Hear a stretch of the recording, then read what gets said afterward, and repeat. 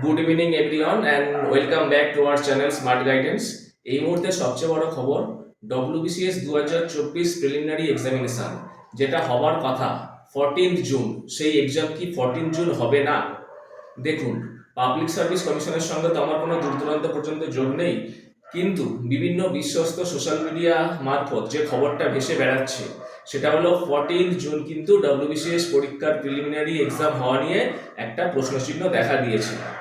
এর কারণ হিসাবে প্রথমে যেটা শোনা যাচ্ছিল সেটা হলো 100 পয়েন্ট রোস্টার যেটা অ্যাপ্লিকেবল হবে সেই অনুযায়ী ওবিসির যে রিজার্ভেশন 17% থেকে 7% নেমে এসছে, সেই রোস্টার এখানে অ্যাপ্লিকেবল হবে কিনা সেইটার জন্য পরীক্ষা পিছিয়ে যেতে পারে।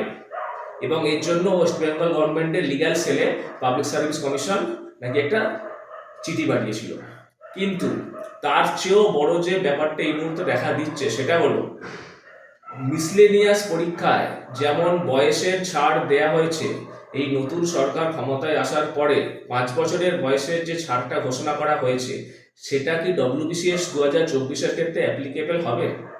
প্রশ্নটা এই কারণে দেখা দিয়েছে কারণ যেহেতু মিসলেনিয়াস 2024 যেটা হচ্ছে ফর্ম ফিল আপের এজের যে ক্রাইটেরিয়াটা বা লিমিটেশনটা সেটা 2024-এর শুরু থেকে নেওয়া হয়েছে, এবং ডব্লিউবিসিএস 2024-এর ক্ষেত্রেও কিন্তু এটা ফর্ম ফিল আপের যে এজের যে স্প্যানটা লিমিটটা সেটা কিন্তু ক্যালকুলেট করা হচ্ছে 2024-এর শুরু থেকে।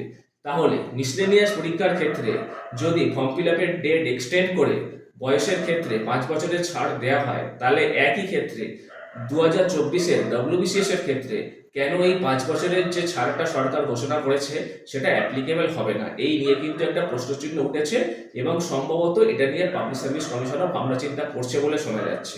যদি সত্যি সেটা হয় তাহলে কিন্তু 2024-এর ডব্লিউবিসিএস 14 জুন হওয়া মুশকিল আছে, কারণ সেক্ষেত্রে ফর্ম ফিল আপের যে একটা উইন্ডো সেটাকে ফার্দার ওপেন করতে হবে পিএসসিকে, এবং যারা ফর্ম ফিল আপ করেছে তাদের ঠিক আছে, কিন্তু যারা করতে পারেনি 5 বছরের বয়সের ঊর্ধ্বসীমা নিয়ে তারাও যাতে অ্যাপ্লাই করতে পারে সেই কারণে তাদের এই সুযোগটা দেয়া হবে।